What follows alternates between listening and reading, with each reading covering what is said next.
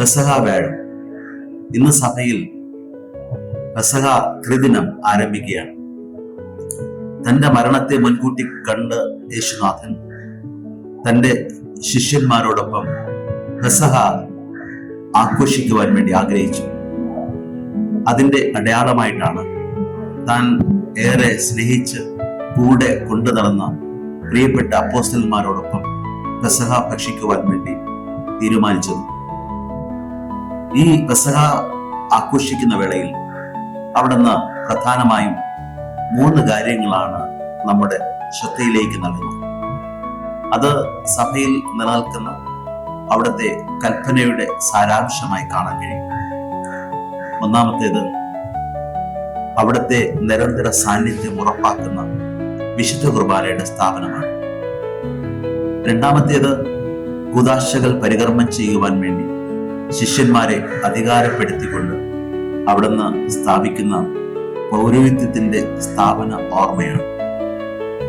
മൂന്നാമത്തേത്, ശിഷ്യന്മാരുടെ പാദങ്ങൾ കഴുകിക്കൊണ്ട് സ്നേഹത്തിന്റെ പുതിയ കൽപ്പന തൻ്റെ ശിഷ്യന്മാരുടെ നേതൃത്വത്തിലും ജീവിത രീതിയിലും യാഥാർത്ഥ്യമാക്കുവാനുള്ള ആഹ്വാനത്തിന്റെ അനുസ്മരണമാണ്.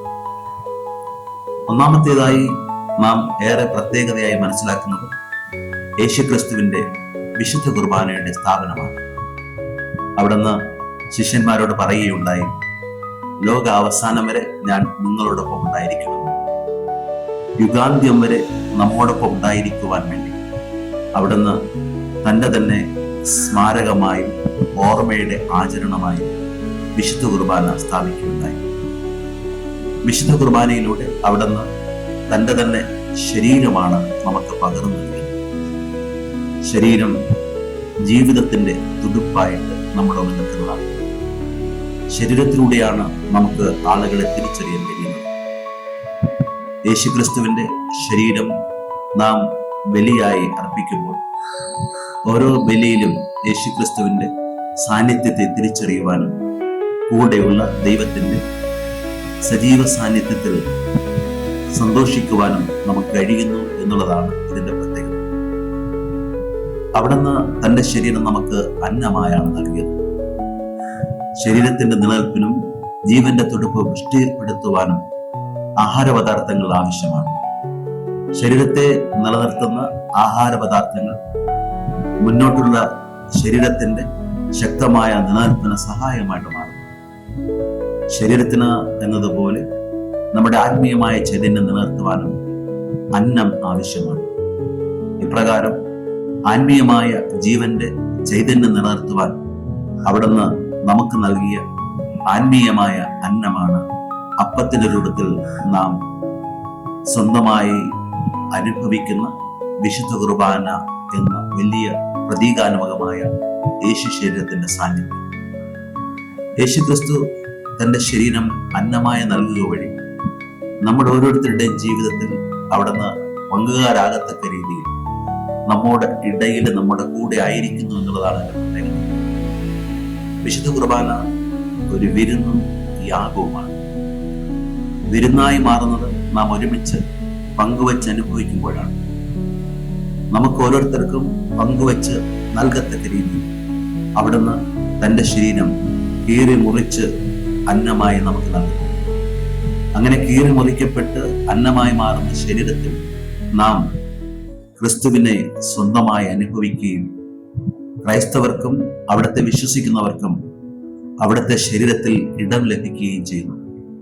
അങ്ങനെ യേശുവിനോടൊപ്പവും യേശുവിന്റെ ഗാത്രമായ സഭാസമൂഹത്തോടൊപ്പമായിരിക്കുവാനും നമ്മെ സഹായിക്കുന്ന വലിയൊരു വിരുന്നാണ് വിശുദ്ധ കുർബാന. ഈ വിശുദ്ധ കുർബാനയാകുന്ന വിരുന്നിലൂടെ കർത്താവായ യേശു ക്രിസ്തു നമ്മെ പരിപോഷിപ്പിക്കുന്നു എന്നുള്ളതാണ് അതിന്റെ ശ്രേഷ്ഠത. ഈ യാഗമാകുന്ന വിരുന്ന് നമുക്ക് അവിടുന്ന് നേടിത്തന്നത് കാൽവരിയിലെ യാഗത്തിലൂടെയാണ്. യാഗത്തിലൂടെ അവിടുന്ന് സ്വന്തം ജീവൻ ബലിയായി അർപ്പിക്കുകയും പാപപരിഹാരാർത്ഥം ആ ബലിയർപ്പണം പൂർത്തീകരിച്ചുകൊണ്ട് നമ്മെ ഓരോരുത്തരെയും രക്ഷയ്ക്ക് യോഗ്യതയുള്ളവരാക്കി മാറ്റുകയും ചെയ്തു എന്നുള്ളതാണ് അതിന്റെ പ്രത്യേകത. യേശുക്രിസ്തു യാഗമായി അർപ്പിച്ചുകൊണ്ട് ബലിയായി മാറുമ്പോൾ നമുക്ക് ഓരോരുത്തർക്കും നിരന്തരം പാപമോചനം ലഭ്യമാകുന്നതിന് സാധിക്കുന്നു. വിശുദ്ധ കുർബാനയാകുന്ന വിരുന്ന് യേശുവിന്റെ ശരീരരൂപത്തിൽ നമുക്ക് അനുഭവിക്കുവാൻ നമ്മെ യോഗ്യതയുള്ളവരാക്കി മാറ്റുന്നത് യാഗ അർപ്പണത്തിലൂടെ നാം സ്വന്തമാക്കുന്ന പാപപരിഹാരമാണ്. ആ പാപപരിഹാരം പൂർത്തീകരിക്കപ്പെട്ട് വിശുദ്ധീകരിക്കപ്പെട്ടവരായ മാർഗ വഴി യേശുവിന്റെ ശരീരത്തിലും അവിടുത്തെ നിത്യതയിലും പങ്കാളികളാകുവാൻ അവിടുത്തെ അനുഗമിക്കുന്നവർക്ക് സാധിക്കുന്നു എന്നുള്ളതാണ് അതിന്റെ പ്രത്യേകത. യേശുക്രിസ്തു വിശുദ്ധ കുർബാനയാകുന്ന വിരുന്നും യാഗവും നമുക്കായി നൽകുന്നതോടൊപ്പം തന്നെ പൗരോഹിത്യത്തെയും നമുക്കായി പകർന്നു നൽകുകയാണ്. ഈ യാഗാർപ്പണം വിരുന്നിന്റെ രൂപത്തിലും അന്നം പകർന്നു നൽകുന്ന രൂപത്തിലും നമുക്ക് നൽകേണ്ടത് പൗരോഹിത്യത്തിലൂടെയാണ്. പഴയ നിയമത്തിൽ പൗരോഹിത്യം നമുക്ക് സുപരിചിതമായ ഒരു അടയാളമായിട്ട് നിലനിൽക്കുന്നു. പഴയ ഉടമ്പടിയിൽ കന്നുകാലികളെയാണ് ബലിയായി സമർപ്പിച്ചിട്ടുള്ളത്. ജനങ്ങളുടെ പാപങ്ങൾക്ക് പരിഹാരമായി കന്നുകാലികളെ ബലിയായി അർപ്പിക്കുകയും ബലിമൃഗത്തിന്റെ അർപ്പണത്തിലൂടെ പാപപരിഹാരം പൂർത്തീകരിക്കുകയും ചെയ്തിരുന്നു. അതിന് നേതൃത്വം കൊടുത്തവരായിരുന്നു പഴയ നിയമത്തിലെ പുരോഹിതന്മാർ. പുതിയ നിയമത്തിലേക്ക് കടന്നു വരുമ്പോൾ നാം പുരോഹിതരെ ആരെയും കാണുന്നില്ല. ക്രിസ്തുവാകുന്ന സനാതന പുരോഹിതനെ, ഒരു വലിയ മഹാപുരോഹിതനെ നാം കാണുകയാണ്. അവിടുന്ന് കന്നുകാലികൾക്ക് പകരമായി സ്വന്തം ശരീരമാണ് ബലിയായി അർപ്പിക്കുന്നത്. ലോകത്തിന്റെ മുഴുവൻ പാപം തന്നിലേക്ക് ആവഹിച്ചെടുത്തുകൊണ്ട് കാൽവരി മലയുടെ നെറുകയിൽ തന്റെ തന്നെ ജീവൻ ഹോമിച്ചുകൊണ്ട് പാപപരിഹാരം നേടിത്തരുന്ന മനോഹരമായ ദൃഷ്ടാന്തമാണ് നാം ഇവിടെ ദർശിക്കുന്നത്. ഇപ്രകാരം ഈ ബലി ഓരോ വിശ്വാസികൾക്കും പാപപരിഹാരാർത്ഥമായും വിരുന്നായും ദൈവ സാന്നിധ്യമായിട്ടും അനുഭവിക്കുവാൻ ഉതകുന്ന രീതിയിൽ പകർന്നു നൽകാൻ വേണ്ടിയാണ് അവിടുന്ന് പൗരോഹിത്യത്തെ സംസ്ഥാപിക്കുന്നത്. എന്റെ ഓർമ്മയ്ക്കായി ഇത് ചെയ്യുവിനെന്ന് പറഞ്ഞുകൊണ്ട് ശിഷ്യന്മാർക്ക് അവിടുന്ന് കൽപ്പന നൽകുകയാണ്. ഈ കൽപ്പന തന്നെയാണ് സഭയിൽ ഇന്നും ദൈവസാന്നിധ്യത്തിന്റെ സജീവ സഹവാസമായി നാം അനുഭവിക്കുന്നത്. ഓരോ ക്രൈസ്തവനും യേശുവിന്റെ ശരീരത്തിൽ ഉടമപ്പെട്ടുകൊണ്ട് അവിടത്തേക്ക് സ്വന്തമായി മാറുന്നത് ഈ വിശുദ്ധ കുർബാനയാകുന്ന അന്നത്തിലൂടെയാണ്. ഈ അന്നം തന്നെയാണ് ഓരോ ദിവസവും നമുക്ക് ആത്മീയ പുഷ്ടി പകരുന്ന പൂജ്യമായി അനുഭവിക്കുവാൻ കഴിയുന്നത്. ഓരോ ദിവസവും ഈ പൂജ്യം അനുഭവിച്ചുകൊണ്ട് വിശ്വാസത്തിന്റെ തീർത്ഥാടനം തുടരുവാൻ നമുക്ക് ശക്തി പകരുന്ന രീതിയിലാണ് അവിടുന്ന് വിശുദ്ധ കുർബാനയും പൗരോഹിത്യവും സംസ്ഥാപിച്ചിരിക്കുന്നത്. ഭാരതീയരായ നമുക്ക് സുപരിചിതമായ ഒന്നാണ് ആഗ്രയിൽ സ്ഥിതി ചെയ്യുന്ന താജ്മഹൽ. ലോകത്തിന്റെ നാനാഭാഗങ്ങളിൽ നിന്നും ആളുകൾ സപ്ത അതിശയങ്ങളിലൊന്നായ മനോഹരമായ ഈ വാസ്തുശില്പ വൈദഗ്ധ്യമാർന്ന സൗധം കാണുവാൻ എത്തിച്ചേരാറ്. ഈ മനോഹരമായ സൗധം നമുക്ക് നൽകുന്ന ഒരു ഓർമ്മപ്പെടുത്തൽ. ഇത് പണി കഴിപ്പിച്ച ഷാജഹാൻ ചക്രവർത്തി തന്റെ പ്രിയപ്പെട്ട ഭാര്യയായ മുംതാസിനോടുള്ള സ്നേഹത്തെ പ്രതിയാണ് ഇത് നിർമ്മിച്ചത്.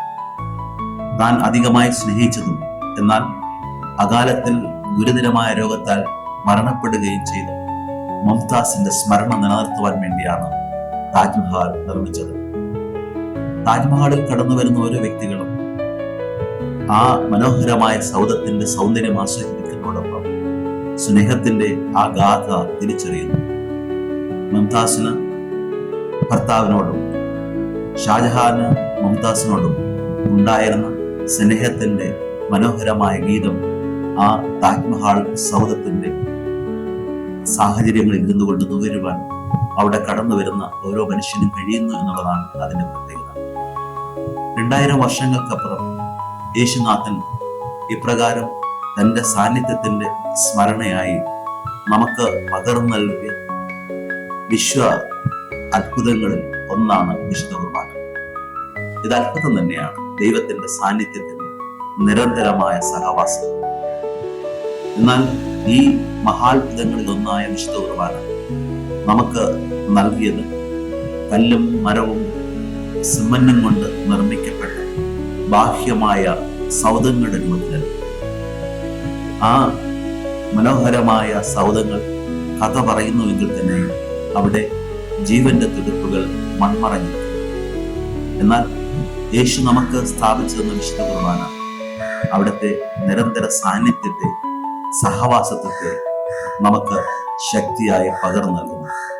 അതിലൂടെ ജീവിക്കുന്ന ദൈവത്തിന്റെ നിരന്തര സാന്നിധ്യം ഉള്ളുകളിൽ അനുഗ്രഹത്തിന്റെ ഉൾവലിയായി അനുഭവിക്കുവാൻ നമുക്ക് കഴിയുന്നു എന്നുള്ളതാണ് അതിന്റെ പ്രത്യേകത. ഈ അന്നം ജീവിതത്തിന്റെ എല്ലാ മേഖലകളിലും നിറഞ്ഞു കവിയുന്ന സാന്നിധ്യത്തിന്റെ സഹവാസമായി അനുഭവിച്ച് പകർന്നു കൊടുക്കുവാൻ കഴിയുമ്പോഴാണ് നമ്മുടെ ജീവിതവും ക്രൈസ്തവികമായി മാറുന്നത്. ഇതുമായി ചേർന്നു പോകുന്നതാണ് മൂന്നാമത്തെ മനോഹരമായ യേശു നൽകുന്ന ദൃഷ്ടാന്തം. സ്നേഹത്തിന്റെ നിരന്തര സാന്നിധ്യ സഹവാസം തുടർന്നു പോകുന്ന സഭയിൽ അവിടുന്ന് നമുക്ക് നൽകിയ ഏറ്റവും വലിയ കൽപ്പനകളിൽ ഒന്ന് പരസ്പരം സ്നേഹിക്കുക എന്നുള്ളതാണ്. ഞാൻ നിങ്ങളെ സ്നേഹിച്ചു പോലെ നിങ്ങളും സ്നേഹിക്കുമെന്ന് പറഞ്ഞുകൊണ്ട് എന്റെ സ്നേഹം നിങ്ങൾ നിലനിൽക്കുമ്പോൾ ലോകം ഞാൻ നിങ്ങളെ അയച്ചു എന്ന് വിശ്വസിക്കും, മനസ്സിലാക്കും എന്ന് അവിടുന്ന് നമുക്ക് കൽപ്പന നൽകി. അവിടുത്തെ സ്നേഹം പകർന്നു കൊടുക്കുവാൻ ഉതകുന്ന രീതിയിൽ അവിടുന്ന് നൽകിയ ഏറ്റവും മനോഹരമായ ദൃഷ്ടാന്തമാണ് പാദം കഴുകൽ. സാധാരണഗതിയിൽ ദാസന്മാരാണ് ഭവനങ്ങളിലേക്ക് കടന്നു വരുന്ന അതിഥികളുടെ പാദങ്ങൾ കഴുകിയിരുന്നത്. ദൂരെ യാത്ര ചെയ്ത് പൊടിപടലത്തിലൂടെ നടന്ന് കടന്നു വരുന്ന കാലുകളൊക്കെ അപ്പടി ചെളിയായിരിക്കും. അങ്ങനെ കടന്നു വരുന്നവരുടെ കാലുകൾ കഴുകിക്കൊണ്ട് ദാസന്മാർ ഭവനങ്ങളിൽ അവരെ എതിരേൽക്കും. യേശുനാഥൻ ഈ ദാസന്റെ പാപം ഏറ്റെടുത്തുകൊണ്ട് തന്റെ പ്രിയപ്പെട്ട ശിഷ്യന്മാരുടെ പാദങ്ങൾ കഴുകുകയാണ്. പാദങ്ങൾ കഴുകുവാൻ വേണ്ടി അവർ തങ്ങളുടെ പാദങ്ങൾ കാണിക്കുമ്പോൾ യേശുനാഥൻ അവരുടെ മുന്നിൽ മുട്ടുകുത്തുന്നു, ശിരസ് നമിക്കുന്നു. പാദങ്ങൾ കഴുകുവാൻ തക്കവണ്ണം അവിടുത്തെ ശിരസ് അവരിലേക്ക് വിരിയപ്പെടുകയും അങ്ങനെ അവരുടെയൊക്കെ ദാസനായി യേശു മാറുകയും ചെയ്യുന്ന ഹൃദയസ്പർശിയായ രംഗമാണ് നാം പാദം കഴുകലിലൂടെ കാണുന്നത്. ഈ ഒരു ദൃഷ്ടാന്തം യേശുക്രിസ്തുവിന്റെ വലിയൊരു കൽപ്പനയിലേക്കാണ് നമ്മെ ആഹ്വാനം ചെയ്യുന്നത്. നിങ്ങളും ഇതുപോലെ ചെയ്യുവനെന്ന് പറഞ്ഞുകൊണ്ട് അവിടുന്ന് കൽപ്പന പുറപ്പെടുവിക്കുമ്പോൾ രണ്ട് രീതിയിലാണ് അതിന്റെ അർത്ഥം നമുക്ക് നൽകുന്നത്. ഒന്നാമതായി, നേതൃത്വത്തിലേക്ക് വിളിക്കപ്പെട്ട എല്ലാവരും തനിക്ക് ഫലമേൽപ്പിക്കപ്പെട്ടിരിക്കുന്ന സമൂഹത്തിന്റെ ഓരോ വ്യക്തിയുടെയും പാദങ്ങൾ കഴുകി അവരുടെ മുൻപിൽ കുനിയണം എന്നുള്ള വലിയൊരു കൽപ്പന അന്തമായിരിക്കും. നേതൃത്വം ക്രൈസ്തവ വിശ്വാസം അനുസരിച്ച് ശുശ്രൂഷയാണ്. അത് മറ്റുള്ളവരെ ഉയർത്തുവാനും വളർത്തുവാനും സ്വയം നൽകുന്ന എളിമപ്പെടലാണ്. അപ്രകാരം സ്വയം എളിമപ്പെട്ടുകൊണ്ട് സമൂഹത്തിലുള്ള സഹോദരങ്ങളെ ശുശ്രൂഷിക്കലാണ് യഥാർത്ഥ ക്രൈസ്തവ നേതൃത്വമെന്ന് അവിടുന്ന് അപ്പോസ്തലന്മാരെ പഠിപ്പിക്കുന്നതാണ് ഈ ദൃഷ്ടാന്തത്തിലൂടെ മനസ്സിലാക്കുന്നത്. രണ്ടാമത്, ഓരോ ക്രൈസ്തവരും പരസ്പരം ശുശ്രൂഷ ചെയ്യുവാൻ വിളിക്കപ്പെട്ടിരിക്കുന്നു എന്നതിന്റെ അർത്ഥം കൂടെ നമുക്കിതിലൂടെ വായിച്ചറിയാം. പരസ്പരം പാദം കഴുകുന്നതിലൂടെ ഞാൻ നിനക്ക് വിധേയനായിരിക്കുന്നു, വിധേയപ്പെട്ടിരിക്കുന്നു എന്നുള്ള അർത്ഥതലം കൂടി അടങ്ങിയിരിക്കുന്നു. ക്രൈസ്തവ ജീവിതത്തിൽ നാം സ്നേഹത്തെ പ്രതി പരസ്പരം ശുശ്രൂഷ ചെയ്യാൻ വേണ്ടി വിളിക്കപ്പെട്ടവരാണ്. അവരുടെ കാലുകൾ കഴുകുന്ന രീതി എളിമപ്പെടുവാനും വിനയാന്വിത ഭാവത്തോടുകൂടി മറ്റുള്ളവരുടെ പാദാന്തികത്തിലേക്ക് ശിരസ് നമിക്കുവാനും കഴിയുന്ന രീതിയിലുള്ള ഒരു എളിമപ്പെടൽ ഇവിടെ അത്യാവശ്യമാണ്. സ്നേഹത്തിന്റെ മനോഹരമായ ദൃഷ്ടാന്തമാണ്. സ്നേഹിക്കുവാൻ യേശു കൽപ്പന പുറപ്പെടുവിക്കുമ്പോൾ അവിടുന്ന് വെറും കൽപ്പന നൽകുകയില്ല, തന്റെ ജീവിതത്തിലൂടെ അത് പ്രാവർത്തികമാക്കിക്കൊണ്ട് ശിഷ്യന്മാരുടെ പാദങ്ങൾ കഴുകി അവിടുന്ന് സ്വയം മാതൃകയായി നമുക്ക് നൽകുകയാണ്. നാം വിളിക്കപ്പെട്ടിരിക്കുന്നത് ഇപ്രകാരം പരസ്പരം പാദങ്ങൾ കഴുകി ജീവിക്കുവാൻ വേണ്ടിയാണ്. കുടുംബങ്ങളിൽ അത് ആരംഭിക്കേണ്ടത്. ഭർത്താക്കന്മാർ ഭാര്യമാരുടെ പാദങ്ങൾ കഴുകുവാൻ തക്ക രീതിയിൽ ഭാര്യമാരുടെ മുന്നിൽ ശിരസ്സുകൾ നമിക്കേണ്ടതുണ്ട്. ഭർത്താക്കന്മാരുടെ കാലുകൾ കഴുകുവാൻ ഉതകുന്ന രീതിയിൽ ഭാര്യമാർ ഭർത്താക്കന്മാരുടെ പാദാന്തികത്തിലേക്ക് ശിരസ് നമിച്ച് എളിമപ്പെടേണ്ടതുണ്ട്. മാതാപിതാക്കളുടെ പാദങ്ങൾ കഴുകുവാൻ തക്ക രീതിയിൽ മക്കള് മാതാപിതാക്കളുടെ മുന്നിൽ എളിമപ്പെടേണ്ടതുണ്ട്. മക്കളുടെ പാദങ്ങൾ കഴുകുവാൻ ഉതകുന്ന രീതിയിൽ മാതാപിതാക്കളുടെ സ്വഭാവവും എളിമയുള്ളതായി മാറേണ്ടതുണ്ട്. അയൽക്കാരായ ചുറ്റുപാടുമുള്ള സഹോദരങ്ങളെ സ്നേഹിക്കുന്നതിന്റെ അടയാളമായി അവരുടെയൊക്കെ മുമ്പിൽ ശിരസ് നമിച്ചുകൊണ്ട് പാദം കഴുകാൻ ഉതകുന്ന രീതിയിലുള്ള വിനയാന്യത ഭാവം ജീവിതത്തിൽ സ്വന്തമാക്കണം എന്നുള്ളതാണ് ഈ പാദം കഴുകലിലൂടെ കർത്താവ് നമ്മെ പഠിപ്പിക്കുന്നത്. വിശുദ്ധ കുർബാനയാകുന്ന വിരുന്ന് ജീവിതത്തിൽ സജീവമായ സാന്നിധ്യത്തിന്റെ അടയാളമായി അനുഭവിക്കുവാനും പൗരോഹിത്യത്തെ സ്മരിച്ചുകൊണ്ട് പുരോഹിതരായവരെ ബഹുമാനിക്കുവാനും പൗരോഹിത്യത്തിന് വേണ്ടി പ്രാർത്ഥിച്ചുകൊണ്ട് ധാരാളം യുവതി യുവാക്കൾ പൗരോഹിത്യ ജീവിത ശൈലി തിരഞ്ഞെടുക്കുവാൻ വേണ്ടി പ്രാർത്ഥിക്കുവാനും കർത്താവ് ഈ ദിവ്യബലിയിൽ നമ്മെ ക്ഷണിക്കുകയാണ്. അതിന് ഉതകുന്ന രീതിയിൽ പാപപരിഹാരം കർത്താവ് യേശുക്രിസ്തുവിന്റെ രക്തത്താൽ നേടിയെടുത്ത് വിശുദ്ധീകരിക്കപ്പെട്ട് സ്നേഹത്തിന്റെ ഒരു പുത്തൻ പ്രതീക്ഷ സമൂഹത്തിലാകമാനം കൈമാറുവാൻ വേണ്ടിയാണ് പാദക്ഷാളനം എന്ന ആ മനോഹരമായ ദൃഷ്ടാന്തത്തിലൂടെ അവിടെ നമ്മെ ആഹ്വാനം ചെയ്യുന്നത്. ഓരോ ദിവസവും പരസ്പരം സ്നേഹത്തെ പ്രതി അവരന്റെ മുൻപിൽ കുനിയുവാനും ശിരസ് നമിച്ചുകൊണ്ട് വിനയാന്യത ഭാവത്തോടുകൂടി ശുശ്രൂഷ ചെയ്യുവാനും അങ്ങനെ സ്നേഹം ജീവിക്കുന്ന അടയാളമായിട്ട് മാറുവാൻ ഉതകുന്ന രീതിയിൽ നമ്മുടെ ക്രൈസ്തവ ജീവിതം അർത്ഥവത്താക്കുവാനുമാണ് അവിടെ ക്ഷണിക്കുന്നത്. നിങ്ങൾ എൻ്റെ ശിഷ്യരാണെന്ന് മറ്റുള്ളവർ അറിയുന്നത് ഈ സ്നേഹ ശുശ്രൂഷകൾ ജീവിതത്തിൽ യാഥാർത്ഥ്യമാക്കുമ്പോഴാണ് എന്ന് അവിടുന്ന് ഉറപ്പിച്ചു പറയുന്നു. അങ്ങനെ ജീവിക്കുന്ന ദൈവത്തിന്റെ നിരന്തര സാന്നിധ്യം നമ്മുടെ പാദക്ഷാളന കർമ്മങ്ങളിലൂടെ തുടർന്നു കൊണ്ടുപോകാൻ രീതിയിൽ നമ്മുടെ സഹോദരങ്ങളുടെയും ചുറ്റുമുള്ളവരുടെയും പാദങ്ങൾ കഴുകുവാൻ തക്ക രീതിയിൽ ശിരസ്സുകളെ നമിക്കാം. വിനയാന്യതമായ ഭാവത്തോടുകൂടി ശുശ്രൂഷ ചെയ്യുവാൻ സ്വയം മറന്ന് അവരന്റെ മുന്നിൽ നമുക്ക് ദൈവകൃപയ്ക്ക് വേണ്ടി ശിരസ്സുകൾ നമിക്കാം. അങ്ങനെ പരസ്പരം ശുശ്രൂഷിച്ചുകൊണ്ടും സ്നേഹിച്ചുകൊണ്ടും സഹായിച്ചുകൊണ്ടും പൗരോഹിത്യത്തിൻ്റെതായ ശക്തമായ മന്ദാവിൽ വിശുദ്ധ കുർബാനയുടെ സംസ്കാരത്തിൽ ക്രൈസ്തവ ജീവിതം നയിക്കുവാൻ നമ്മെ അവിടുന്ന് ഈ പെസഹ വ്യാഴാഴ്ചയിലെ തിരുക്കർമ്മങ്ങളിലൂടെ ക്ഷണിക്കുന്നു. ഈ ക്ഷണം സ്വീകരിച്ചുകൊണ്ട് നമുക്ക് പ്രത്യുത്തരമാകുവാൻ വേണ്ടി സ്വയം സമർപ്പിക്കാം. തമ്പുരാൻ നമ്മെ അനുഗ്രഹിക്കട്ടെ.